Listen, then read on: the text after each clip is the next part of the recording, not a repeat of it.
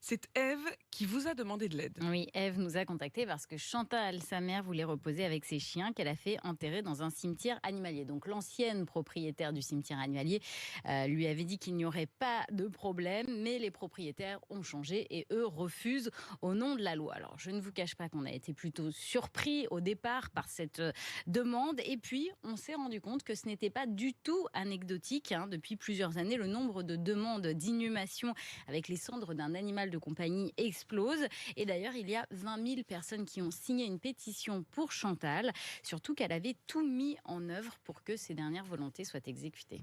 Elle a toujours vécu avec ses chiens. Ils faisaient partie de sa famille.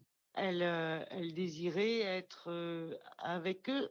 C'était son souhait le plus cher. Elle m'avait indiqué que si je voulais amener des fleurs, c'était là, à Cadejac, le cimetière animalier de Cadejac.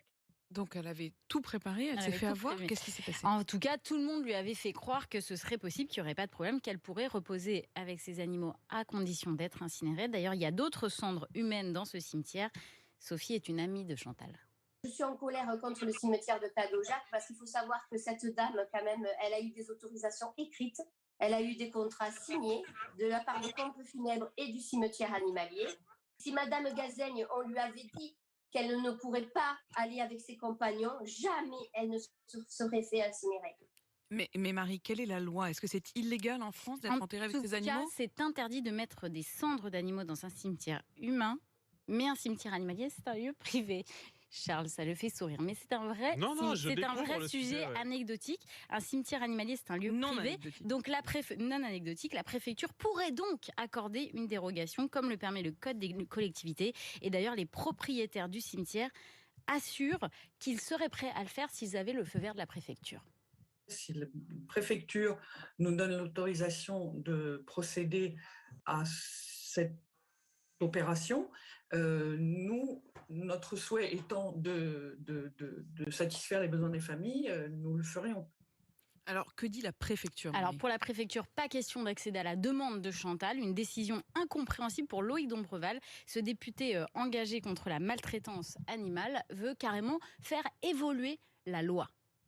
Certaines personnes, et c'est de plus en plus fréquent, souhaitent pouvoir être inhumées auprès de leur animal de compagnie. Ça ne pose en aucun cas un quelconque problème de dignité.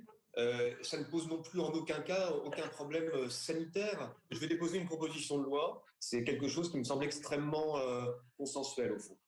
Donc ça avance, Marie. Oui, en tout cas, Loïc Dombreval s'est engagé à déposer une proposition de loi. Donc on a fait avancer les choses. Mais évidemment, ce n'est pas que pour Chantal. Je le disais, ça concerne beaucoup de monde. En France, il y a même des personnes très célèbres comme Alain Delon qui veulent être enterrés avec leurs animaux de compagnie. Il a tout prévu, Alain Delon.